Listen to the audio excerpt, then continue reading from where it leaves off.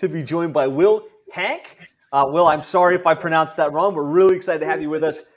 This is the Seven Figure Agency podcast, and we're interviewing successful digital marketing agencies from across the country on what they've done to grow, scale, and take their businesses to the next level. So, Will, thanks so much for being on with us.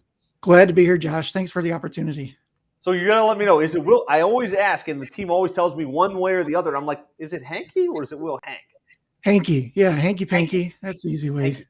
Will Hanke, now I know for sure, right from you directly. So Will, give us a high-level overview, kind of where you're at in the business now, kind of the niche that you serve, and kind of where you're at in terms of clients, revenue, et cetera. Sure. Had a government job paying really well way back in the 90s, and decided I wanted to start my own thing. I was reading the 4-Hour Work Week, things like that. I said, man, I really want to do that. Rode my bike over one day to City Hall, bought a business license, started my business, and it was a typical generalist agency. Anybody that would raise their hand and give me money, I'd take it. If it was a divorce attorney or a mattress company or whatever it happened to be. And you had to learn the industry, right? And did that for obviously a long time. 2017, 2018, Seven Figure Agency came on my radar. And it's funny, Josh, I was at the point where I could recite your ads, as they were playing. I'm like, oh my God, I'm so tired of seeing this guy. And hi, it's me, Josh Nelson. I could recite them back. And finally, one day it clicked that I probably ought to pay attention to that. So got into Seven Figure Agency and started the niche agency called Window Treatment Marketing Pros in 2018. And I had a couple clients in that industry, was doing really well for them from a lead gen standpoint. And it was kind of a no-brainer. It's a little different than a lot of these guys in the group because it's not necessarily a passion that I have for window treatments, but I saw a blue ocean opportunity and went for it. So where are you at now in terms of recurring revenue, number of clients? We're around 32 clients right now, 50K in revenue, and super excited about it. I never thought we'd get this far, but it's pretty exciting to be here.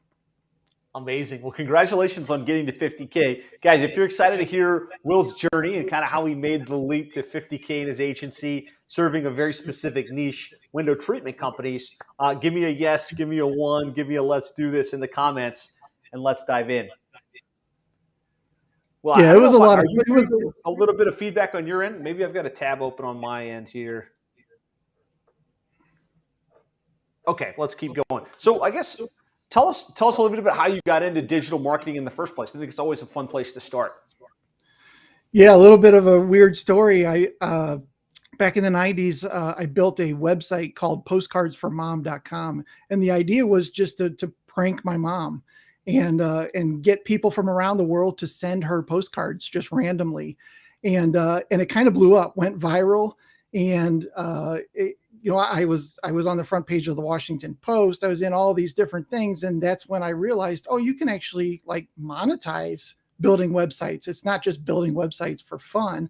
So started getting into SEO, was on websites like Digital Strike and some of these old sites, and learning SEO and all these different things. Back in the day, it was a lot different than it is now. But just starting to learn it, fell in love with it, dug in really deep. And then I started teaching it to other business owners in the area. And that was my plan for getting clients, really was local networking and teaching classes on how they could do it themselves. Which obviously, a portion of them would say, we can't do this. Can you just do it for us? That was the plan. So education-based marketing, right? To give them the how-to, and then they're like, can I just pay you to do it?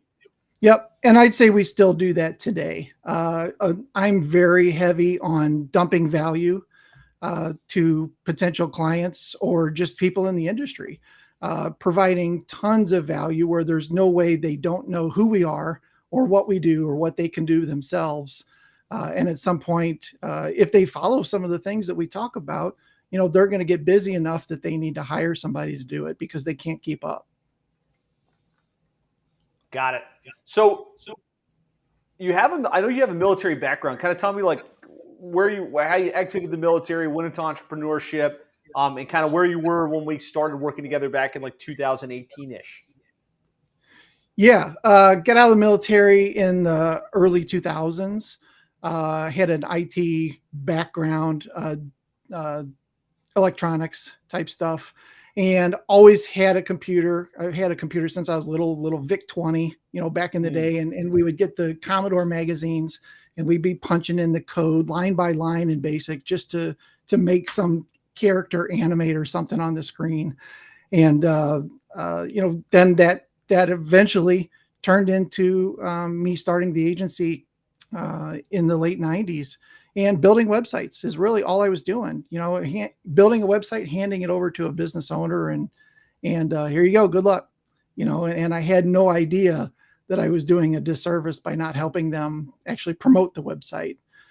So once I found out about that, really through that Postcards for Mom experience, how you could monetize things, that really opened my eyes to everything. Fell in love with marketing, read every book out there. I know Bill Crawford earlier today was talking about going into Borders and just looking at all the books. And oh man, that was awesome, going in there and finding all kinds of things. But just really immersing yourself in everything business related. And my wife would argue that I still do that today, maybe a little bit too much, but that it is for what learning. It is. You actually enjoy it, like me. Like it's not just because you want to learn. It's like you really want to know, and it's exciting for you. Yeah, absolutely, for sure. Yeah, and I want to share it with others. I really enjoy the education piece of just teaching other people how to do things that I know and that I've learned over the years. Here's how you do that. Love it. Okay, so fast forward, gone through military, did website builds around 2018-ish. Where was the agency at that point? Like, how much revenue on a monthly basis typically? Yeah, kind of embarrassing from we'll call it 2003 to 2018. I probably just kind of leveled out around 10 grand a month. Some were 7, some were 14. Those were really good months, but pretty much constant until 2018. And even after joining Seven Figure and starting to figure out the niche, one thing a little different about the niche I chose was there was nobody marketing to these guys. It's not like roofers where there's somebody every day, pounding on these guys' doors. There was nobody talking to window treatment owners about what they could do and how they could get more leads online. So kind of had to overcome that, first of all, gaining their trust, I guess you could say. And I did that, as I said, just by dumping value out there, tons of value, and eventually gained their trust and started to get some people sign up, which is obviously a good thing as well. Yeah. So give me one in the comments if you can relate, because I know in my first agency that was it. I would get to like that $10,000 monthly level, and just couldn't break through to the next threshold. And it sounds like, Will, that was your story for going on 15 years or so. Oh, for sure. Yeah. I think the other thing too is the scarcity mindset. I was definitely part of that crew. And there were, when I got to 14, I dialed back things. I'm like, oh man, I don't want this to get out of hand. That internal thermostat said, whoa, too much money, maybe too much work. Let's take it back a notch. Absolutely. And the self-sabotage was a real thing for me, and just making sure that I didn't get like I said, too out of hand, which is kind of a silly thing to say, but it's funny how your mind kind of works that way. And finally, around, I'd say 2019, I gave myself permission to succeed. And once I did that, things started really rolling. Love it. I love that. It was a mindset thing for you probably more than anything else, because you knew what to do. You knew how to do it. You were really good at websites and SEO and pay-per-click, and just mentally you had to give yourself permission, like you said, to make more money and take things to the next level.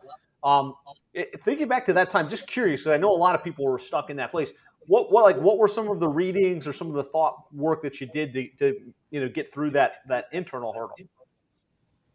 Yeah, I was big on, like you said, learning. Once I kind of realized I needed to change my mindset, I just started doing a lot of things related to that, listening to podcasts, reading books on it that are around that abundance type of thinking. And of course, seven figure agency, everybody in that group is that way. So you can't help but be immersed in that just by hearing other people talk, listening to their answers and how my answer would have been a lot different back then. That really helped as well. Just understanding that, these guys understand that the sky's the limit. And wow, that was really a change for me, quite honestly. So just changing your thought process can have a huge impact. And thinking not 10K but 83K or more, just really it changes what your expectations internally are and kind of what you do. That's a great share. And I think all of you guys, we all have an internal thermostat of some point, right? Whether it's 10,000 a month or $50,000 a month or $500,000 a month, you have to consciously decide that you're worthy to earn more, right? And that you've got more to bring to the world. And until you change that thermostat, you'll continually bring yourself back, to where your comfort zone is. So I think that's a great share. Yeah, definitely important to give yourself permission to do that. And Kevin O'Leary, I think, is always talking about you've got a hobby, not a business. Right. Just changing that mindset too, that, okay, this is no longer a hobby for me. This is, even if it's considered my full-time gig, it was still kind of a hobby, just something to do for fun. But making that shift to, okay, let's hit the gas and go, really change things. So good. So let's talk about some of the shifts. So you kind of went from that $10,000 stuck point to now you're at 50 in monthly recurring. You're continuing to grow.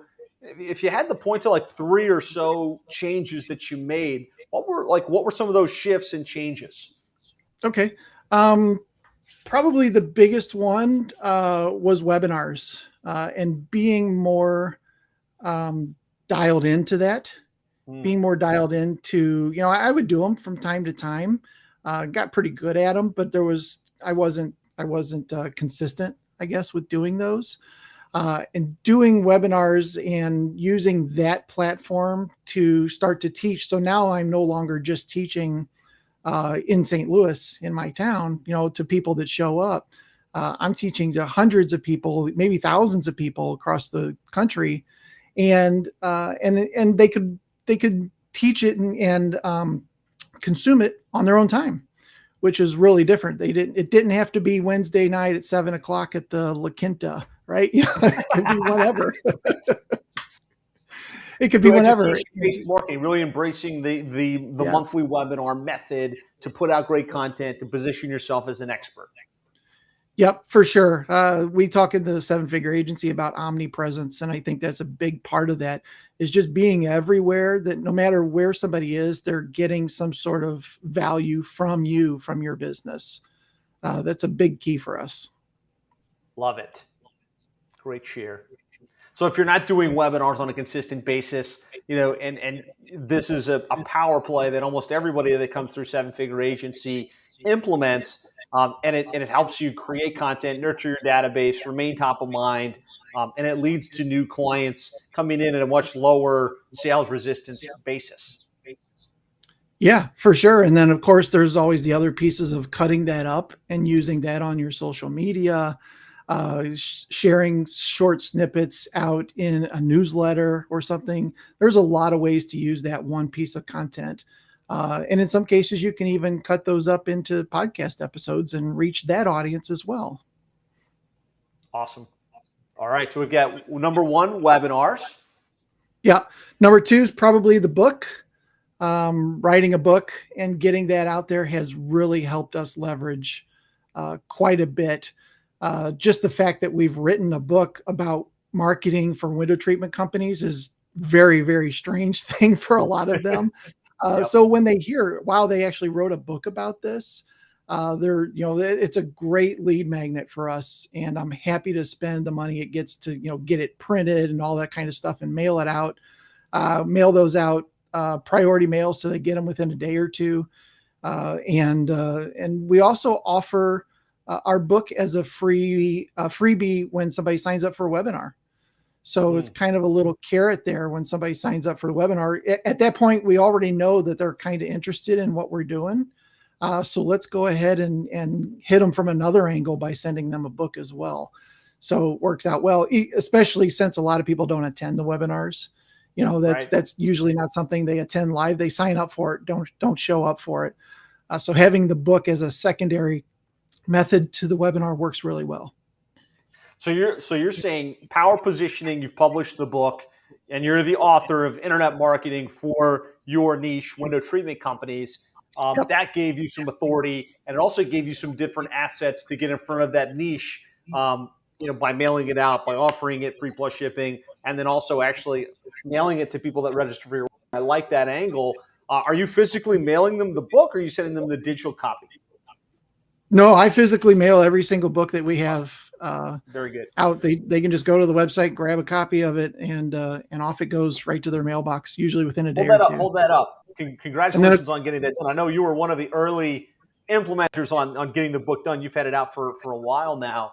Um, yeah, so I think it's really important to tip here. He's saying that yes, the book positions you differently in the industry, gives you expert positioning, but there's something powerful about the physical copy as opposed to just digital. Yeah, you could send them a PDF and it's the same content, but them getting a mailing with a book inside of it, having it on their desk or having it like in the physical world, don't discount the power of that from a positioning perspective.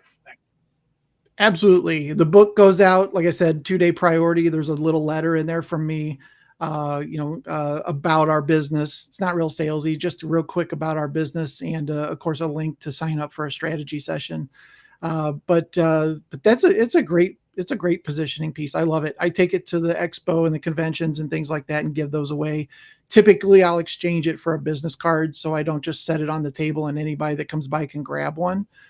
They have to pay for the book with some Yeah, sort of give a me business something card. in exchange for the book so I can follow up with you, right? Yeah, yeah. That works really well. We only took, I think we took like 100 and something to the last expo, and they were gone the first day. So we had to Nice. we had to hoard 3 or 4 back of them the second day and say, we're not giving these away, but sign up Only here and for we'll get you qualified one in the mail. prospects. That's But it great. was a And great when you think, excuse. when you think Yeah. about the alternatives at a trade show or event like that, you could print out tchotchke, you could print out like tchotchkes, you could have a nice brochure. And it's funny that the cost for your physical printed book is practically the same as you'd pay for a brochure, but it's just so much more sticky in terms of when Yeah. they get home. Like they actually keep that instead of throwing it in the trash. Yeah.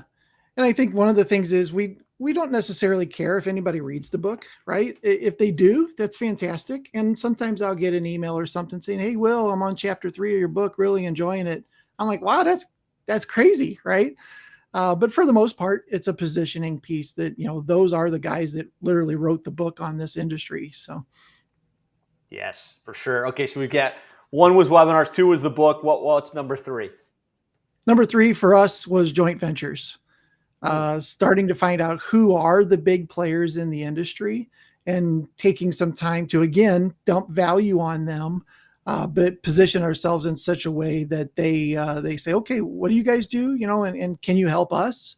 That has worked out really well for us for several joint ventures, where now I'm writing for the industry magazine, doing webinars for them from time to time, and just partnering up with these different industries and buying groups, associations, things of that sort has really helped us gain momentum in a terrific way.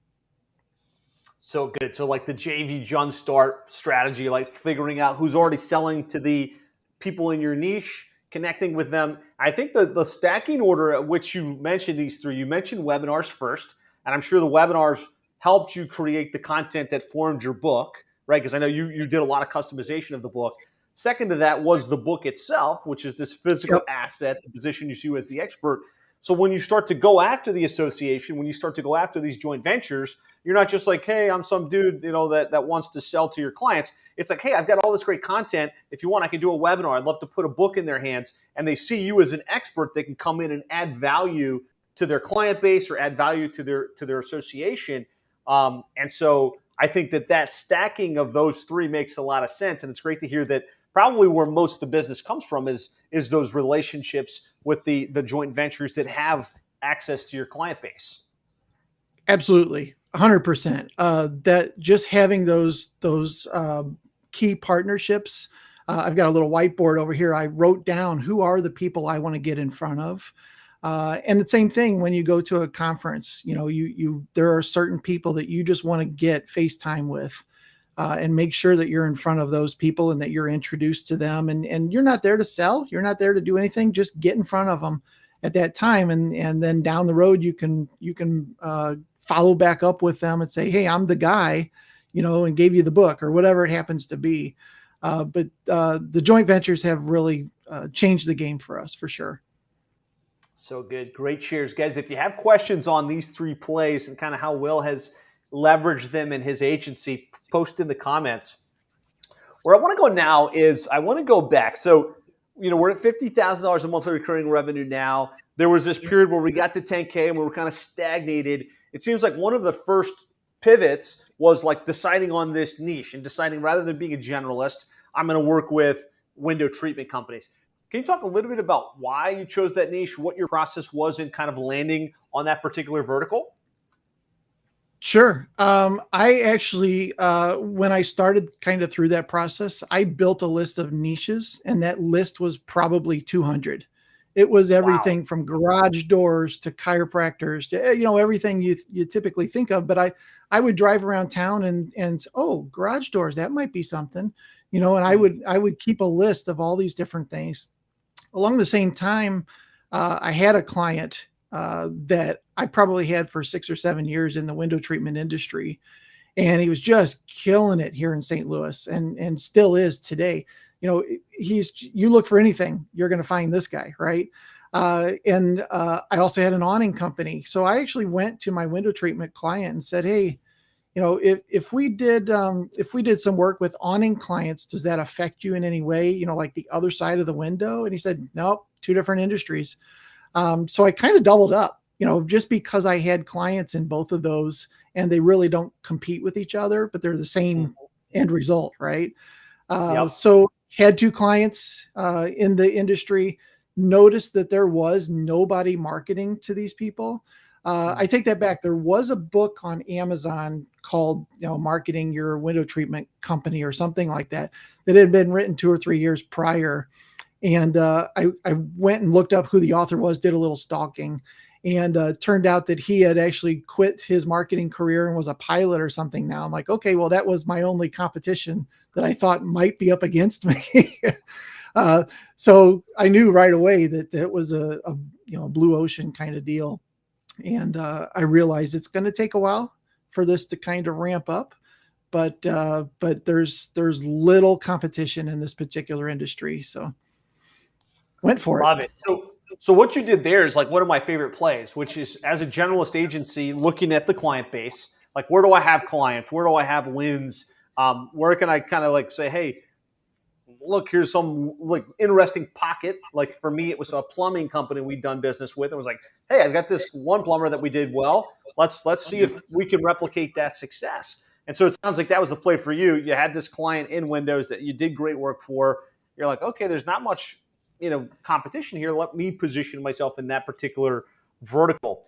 So now, like, you've got the one client. How did you parlay that into 5 or more clients? Like, what were the initial strategies to land those first 5 in the niche?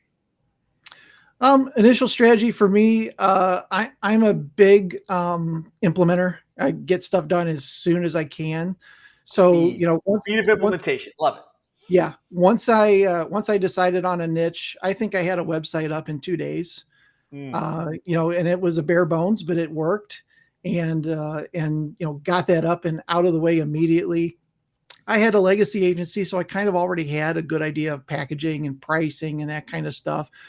So that was an easy transition. It was just rebranding as Window Treatment Marketing Pros instead of the generalist agency. So speed of implementation, one thing, joining the association right off the bat, and then hiring somebody to scrape that list, so that we could find out who those people were, get in front of those people, or at least get them on some sort of a list, and start through the process of reaching out to them. Cold calling. Cold calling is still a big strategy for us today. I know when we first started, in 18. The idea was get enough people to say yes to a video or something that you're going to send to them. And then that gets them on the list. We still do that today. I'll have one of our VAs, we'll pick 10 cities and say, okay, go to Google, type in window treatments, Memphis, go to page 2, 3, 4, 5, 6, 7, 8, 9, 10, and find out who all those companies are, and let's get in front of them. So that strategy we still use today, both from the cold calling side and from the cold email side. Love it. So, was it the association? Was it some introduction through a JV? If you had to think about where the next 4 clients to get you to 5 or more in the niche, what do you think? Was it straight cold call? They responded to your video, you sent the video, and you got the deals like that? Yeah, mostly. And that list was built. We did buy a list, but had a real struggle getting that list together because there wasn't that many window treatment companies out there that were doing big numbers, or we thought there wasn't. We did buy a list, but most of it was from the association, and then reaching out to those people and saying, hey, we can help you. And there were 2 wins right off the bat. Within the first month, we got 2 new clients, I think 1,500 each. And I was like, wow, this is the coolest thing ever. I was like, wow, I can't believe I didn't do this years ago. And then we had a 4, 5, 6 month stretch where nobody signed up, so, okay, maybe it wasn't such a cool thing. Those 2 wins right off the bat were great adrenaline for us to keep moving forward, I think. And then they just started coming in through those methods, through having the website. The other one thing that I did was, since I had a legacy agency that had a nice history behind it, and I had been working on SEO on my own website for a long time, I actually built some pages on my legacy agency website about the niche because they ranked a lot faster. They had a little bit more authority behind them already, right? Yep. So those pages ranked really quickly. And then once I got the niche website up and it started getting its own authority, redirected those to that, and I was off to the races. So good. So it sounds like, guys, for those of you listening, maybe that are at that initial phase, choose the niche, find where you've got the win, or at least create a win, a client case study that you can point to and say, look, I did this for someone just like you in this industry. Join the association, and that to me is an obvious play, because then you've got list, you've got affinity, and then it's brute force, right? It sounds like for you, Will, this was brute force, making calls, sending emails, getting introductions, shooting custom videos, say, here's where you're not ranking, here's why you're not ranking, here's how we can help. And that activity was what kind of got you to the 5 clients. And then it was joint ventures and content and webinars that's kind of kept the momentum going. Absolutely. And along the way, I was trying to joint venture the association too. So, hey, here's who we are. Here's what we do. We'd love to help you guys out. And so that if some of their people, as we're kind of brute forcing them, if they called the association and said, hey, what do you know about these guys? Well, matter of fact, they're helping us, rebuild our website or something like that. So kind of came at it from 2 different sides at the same time. So good. Love that. So one thing I'd like to talk about is the transition from general to niche, because a lot of agencies struggle with this, especially some of the early 7-figure members. They'll say, okay, I'm going to go down niche, but I've got $10,000 or $20,000 in revenue that comes in every month from my generalist agency. And you still get referrals that come in, and you've still got legacy clients. So how were you able to make that pivot and get over the hump so there was enough revenue in the niche that you could just say, okay, this is where I'm going to focus? I think for the legacy agency, at some point you just got to start saying no, which is really hard when you're hungry, right? But as the niche agency starts to pick up momentum, you can start to say no to the legacy agency side, and some of these random things that come along that are just really crazy, and starting to be really, really particular about who you bring on. In those early years, if a landscaper or something like that would have came to us, we're still home services and still very similar to what we were doing, we probably would have took it and done the work for them, but we would be very specific about who those people were during that time. And then once the niche agency hit 3 times what my legacy agency did for 20 years, I knew this was the ticket to success. I mean, I knew it before that, but once that kind of hit, then you pretty much, unfortunately, just kind of let the legacy agency either die on the vine or try to sell it, something like that. But put all your effort into the other one. The one thing I would say is be careful about just 100% switching and going full on with the niche agency, because you're going to get hungry. Unless you're really good at sales, there's going to be that transition period where you need that other revenue coming in. So don't what is it? Chop your foot off or something like that.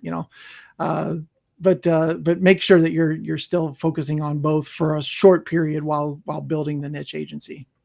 Yes, great tip, guys. When you're in that phase with like less than 5 or 10 clients, you got to keep yourself open, right? If you like, for us, we thought we were going after restaurants. That was our initial niche, and we were all blinders on with restaurants, calling restaurants, sitting in on Yep. restaurants, going to networking in restaurants, and then we got an opportunity in plumbing.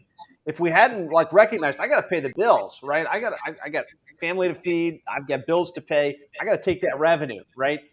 We would have never made that pivot. And so sometimes you find an opportunity in a different niche that's better for you. Sometimes you just get 2 or 3 projects that help pay the bills in the interim while you get your niche off the ground. So just be open to that, especially in the early game where there's not at least $10,000 or $15,000 a month of recurring revenue coming in, where you can say no, right? Like you got to get past the startup and struggle phase before you start turning things down.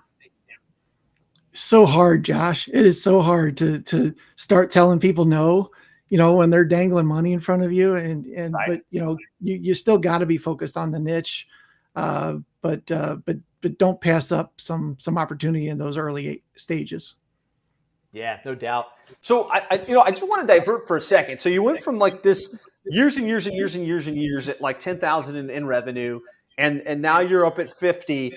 How is life different or better? With that being the state of the union in your life and business. Oh, a lot different. First of all, my wife doesn't bother me anymore about the electric bill, or something. It's quite different from what it was, and I think again I treated it like a hobby and not necessarily a business. So once I kind of made that switch, lots of freedom, lots of more opportunity. I think that you see out there of things that you can do, which is kind of weird that there's more opportunity when you're focused on a niche. But there is a lot more opportunity that way, and just overall lifestyle. Like I said, my wife doesn't bother me as much about things, which is fantastic. So happy wife, happy life, right? Yeah, for sure. So I always like to say we're trying to make more money, have more freedom, and have a bigger impact. And it sounds like for you, obviously at 50K, there's more money, there's more freedom, and that your wife's not upset about anything. She's like, okay, bills are paid, life is good. And Yep. you're serving more clients and getting great results for those window treatment companies that you do work with. Absolutely. And I've hired 2 of my 4 kids as well. So, I'm making an impact on them to help them out, and the grandkids obviously eating because of that work. So the impact side is great. I always love when one of my VAs or somebody will say, "Hey, I need a certificate of employment. I'm getting ready to submit a loan for a house." And that's overwhelming when just that request, you're like, oh my God, we're helping somebody buy a house, or they just had a baby or something like that. It's just incredible to be able to help so many people just by owning an agency or doing something. So I love that. You're right. When you realize, wow, that income, and now they get that house and they're taking care of things. And it is fun to be able to employ family members, right? And give them a career opportunity maybe that they would not have gotten. And now they're developing skills that, they're going to make money in the moment, but they're also going to be transferable, whether they continue to work with you or not, which is amazing. Yeah. Yeah. And my daughter, Amber, I mean, she's a 20-something female working at home in her pajamas. I mean, geez, that's a great life. I would have loved that when I was in my 20s. Yes. So good. All right. So let's talk. We've talked about the niche. We've talked about kind of how you get your clients and kind of some pivots that you've made. Let's talk a little bit about your program. You mentioned a $1,500 price point. Like, what is it that you're doing for the clients? What do they pay? Just lay of the land in terms of service offering. Sure. We've got 3 packages. We've got one that is kind of the SaaS play. It's $197 a month, and it's just access to our SaaS system, which we call Lead Boomerang. So that's pretty much it. No marketing. From there, we've built what we call an SEO roadmap for those people. And then we give them this roadmap and say, here's where you are. This is the next thing you need to do. You need to optimize your Google business profile. That's a $350 charge, or whatever that number is. This is the next thing that you need to do to move the needle. And the nice thing about that low end program, even though it's not a lot of revenue, we see growth from those people. When the mom and pops that are wanting to get going but can't afford $1,500 a month right off the bat. But we give them the roadmap. Here are the things you need to do in this order. When you have the budget, we'll do the next thing and the next thing. So that's a really cool program. That we call that our foundations program. Then we have our scale program, which is obviously for those doing, $500,000 to $1 million. Usually it's $1,500 a month. And that is local SEO, website, custom website, and paid ads. But of course the paid ad budget is separate. So all in there, they're probably closer to $3,000, $4,000 at that point per month with the ads running. And then we have our Outshine package, which is $26.97, and that is us being more aggressive, doing the local SEO, doing the ads, putting more money into the SEO side of things to really ramp that up a lot faster. And get them those leads a lot quicker. Obviously, the pay-per-click is a piece of that as well. But we kind of preach pay-per-click as a great start to getting those leads quickly. And then down the road, it becomes a supplement. You can keep it running and keep getting those leads, or you can pull that budget back and maybe implement it elsewhere towards social media or Facebook or, who knows what. There's an endless way of going about things. But overall, the pay-per-click has to be a big piece of the beginning, or else they're going to be 4 or 6 months in with no leads, and they're probably going to cancel, right? Yeah. So kind of like on that higher end, making sure it's a blended SEO and pay-per-click and website, and just a little bit more aggressive on all 3 fronts. Yep, absolutely. Yeah. Yeah, I like and it. So of course, we kind of have an entry-level point service for the smaller guys. We've got a scale service, which is kind of probably what your average client is going to buy, and then you've got the high end that you can move people up to over time, which is about $2,600 per month. Yep. And then we've got a couple add-ons. Social media is an add-on. We've got a service called Email Boomerang. That goes out and figures out who your visitors are and reverse engineers those and then sends them a message. So some really cool little add-ons that we do. So we've got clients, at the 4,000 mark, 4,500, as they continue to add things on and come to us and say, what else can we do? That's a good situation to be in. Doesn't always happen, but when it does, it's great to be one of their partners, right, in their success. Right. It's smart to be able to have new things to add that, incrementally increase your revenue, but also add more value to them and make you stickier with them and generate ultimately what matters most, a better result for the client, which ultimately is win-win-wins all the way around. Absolutely. And they're also some of your best cheerleaders, right? When you're just coming up with other things that you can do to make them even more successful, they're very much likely to cheerlead you on and tell their friends about you. Absolutely. Awesome. So cool. That's a great breakdown of kind of your program packaging in that niche, kind of what you do for it, how you get paid for it. I know you're a big SEO guy. You're a big student of SEO. Any cool SEO tips to share with the group on like kind of what works best to get clients ranked either in the map or organically for you? Yeah, I think SEO in the last year or two has really shifted. Google's put a lot of work into the Google 3-pack, into the map packs. And I think our efforts have changed to go that route as well. We see in some of cases, 60, 70% of our clients' leads come from that 3-pack of results, which is just an insane number. more than organic, which hurts a guy like me, right? Hurts an SEO guy to Right. see that people ain't scrolling down to the organic anymore. So we've really shifted towards everything and anything we can do to get the Google business profile ranking, citations, press releases, all of those things, just to really start building that Google stack and getting that getting them into the 3-pack more and more often. I think it's a great tip, right? And recognizing the difference between the map and the organic, and making sure to recognize that's where it's at, right? They're clicking, they're calling, the leads are coming from the map listings. I've always in my mind, considered organic to be the map and the actual organic listings below. But it's important to have that distinction explained to your clients, because if you're talking SEO and they don't know you're also talking Google Maps, they could quickly be like, oh, well, I wanted to come up in that 3-pack thing. Well, yes.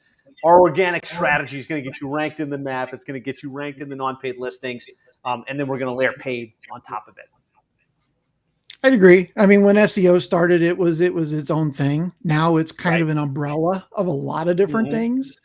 And like I said, we just see our clients getting a lot of traction in that Google business profile. So it makes sense that we kind of call that out to them and say, this is an early on strategy for you to get this going, which means you have to start asking for reviews sooner than later.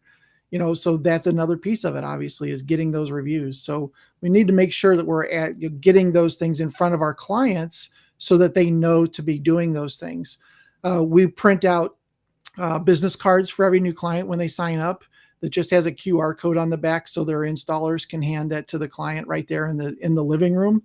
Say, hey, if you really like your new shutters, why don't you leave us a review? So we print those business cards out and get them to our clients as soon as possible so they can start generating those reviews right away. I love that. And, obviously that's going to help train the technicians ideally to request the review, right? And to really get those reviews, which is going to move them up in the rankings. It's going to help with the conversion rates, but it's also you smartly getting something physical in the hands of the client.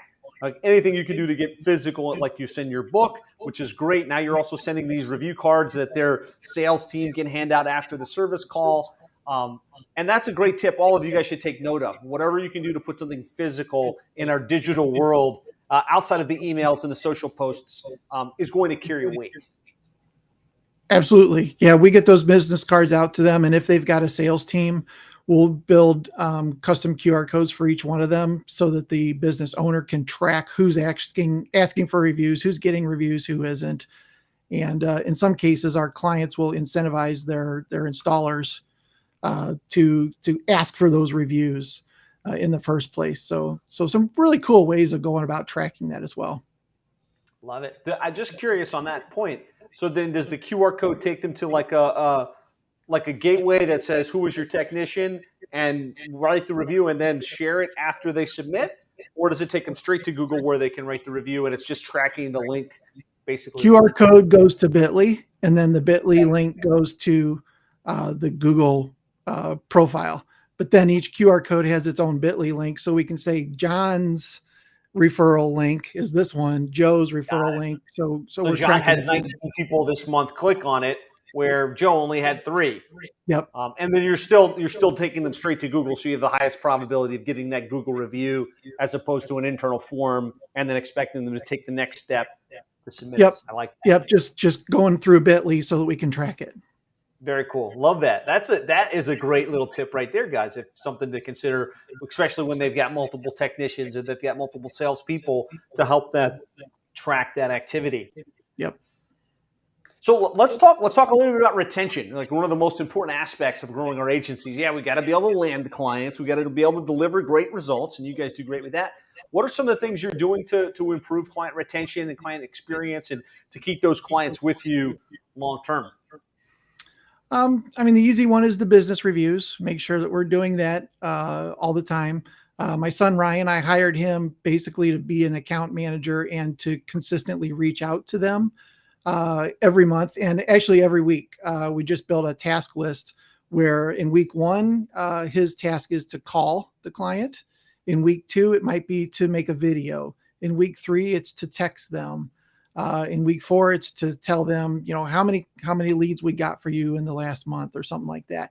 So every week he's reaching out, but he's always reaching out via a different form, just in case they don't pick up the phone, but then they'll see the text message the next week. I think that's huge, just to be consistently communicating with your clients, because as you say, Josh, perceived indifference is probably the biggest killer of accounts. When they just think that, you're not doing anything, or they don't know what you're doing, right? And I've fallen into that trap many times, where we're just working away and we don't hear from a client for 3 or 4 months, and then all of a sudden they cancel. And it's not because we weren't doing anything or not even doing good work for them. They just thought we were just taking their paycheck and I don't know, going to the casino or something. I don't know. Right. I love that. So kind of strategically leveraging a team member, an account manager, your son, to check in with a client every week. Here's what's going on. Here's a win.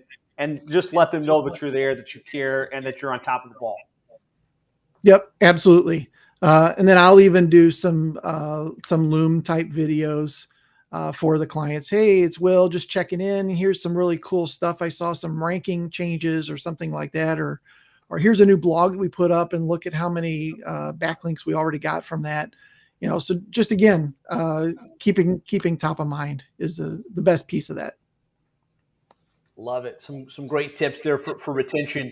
So thinking about scale, now you've got this 50,000 and growing in monthly recurring revenue, but still you say you've created more freedom, where you've got more flexibility to do what you want to do.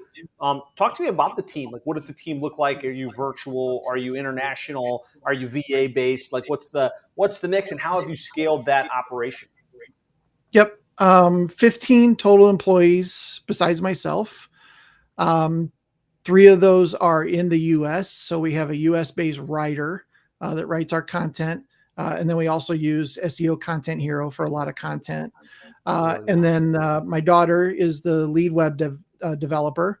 And then she's got 2 web developers under her in the Philippines. And then, of course, Ryan doing the account management. So then everybody else is in the Philippines. Nice. Operations manager, 2 go high level experts. So, the whole team, 2 pay-per-click people, everybody's in the Philippines then. And it's fantastic. I always thought that that wasn't the way to go, and thought it would be just really too hard to build a business like that. But everybody that we've brought on is just fantastic. And obviously you have to have the pieces in place, right? You have to have a project management system. You have to have SOPs and task lists and things like that, so people know what to do. But once that is kind of in place, and you're never going to stop improving on that. But once that's in place, the team overall has a goal, and with the niche, it's the same thing over and over. It's just a different client in a different part of the US. I love that. So I like the fact that it's a family affair, and that, like, kind of your strategy, like the core unit is here in the United States, coming up with, like, here's the operational infrastructure, and then you've got international team that can get the work done, do it well, follow the SOPs, follow the procedures, while still keeping your overhead structure in control. So you can still have healthy margins and deliver a world-class result at kind of scale as the business continues to grow. Yeah, and I'm not afraid to hire before the need is there. We've maybe overhired a little bit right now, but I'm anticipating bringing on more clients. So that number can kind of, from a payroll standpoint, it's not going to change much, but I can keep bringing on new clients and keep that number pretty consistent across the board. Love it. Great stuff. Good tips there. There's a couple questions I want to make sure we get to before we start to close, because you've shared some great insights on how you chose the niche, how you landed your first handful of clients, how you land clients on a consistent basis today, kind of what the delivery model looks like, how you've scaled the team, how you retain the clients. Give me one in the comments if you've gotten value. I know I've gotten a lot of great nuggets from today's session. All right, so first question here is from Jim Swan. He's on YouTube, and his question is, It's intimidating to think of writing a book or creating a webinar if you've never done anything like that before. How did you overcome that? That's a good question. I started out by teaching at the local library. The libraries in pretty much any town will let people come in if they seem to be an expert on something. So I think getting that one-on-one time in front of just 5 or 6 business owners in your area is a great way to start. You're not paid for it or anything like that, but it gives you that experience. And then from there, it's just doing a webinar to, even if the webinar is to nobody. And a lot of times when we first get started, there's nobody on there, right? You're just kind of talking to yourself. But as you're doing that, if you're also thinking about, I'm going to be able to slice this stuff up and use it for promotion for my business elsewhere, then I'm not just wasting my time talking to myself for an hour. There are some additional benefits to that. So even now, years and years into this, if I have 6 or 8 people on the webinar, I consider that a win. Because I know those are people that are interested, but at the same time, I'm building all this content that's going to go out to thousands after it's over. So interesting, Josh, my first book was called Your Internet Marketing Plan for Window Treatment Companies. And it literally was my first webinar I did. I pulled the transcription of that webinar down and turned it into a book. I had it done in a matter of a week. It wasn't a ton of editing. It wasn't the most eloquent book in the world, but I had a book in short order. So I actually used the webinar to create my first book. That's a great play, and I recommend it for a lot of you guys. The other thing I would add, Jim, is if you haven't done it, right, the best thing to do is to become a student, right? The best thing to do is to research, read the books, sit on other people's webinars, learn the tactics. And then from there, choose your path, right? Some of us prefer to write. Others of us prefer to speak and be on webinars and stuff. So if you're more of a writer, then go straight to blog posts, straight to content that can become a book. If you're more of a speaker, more of a video person, jump on, record your webinar, even if it's just you talking to the webcam. That will create that practice and kind of get you through that hump. So Jim, hopefully that helps and answers that question. Great feedback here, Will. All right, we'll do one last question, and then we'll move to wrap up because Will's got another meeting after this. So Jeremy Mullins asks, what questions do you wish you had asked when you got started that would have propelled you further, quicker, that others might not ask? Questions to yourself or questions to... Questions you could, like what questions would you ask earlier that might have helped? I think to myself, I would ask, what ways can I repurpose content? What else can I do with stuff I'm already doing? What other ways can I get this out to more people? And I hope I'm answering this question right. If I'm doing something, what other ways can I use that to get in front of people on multiple platforms?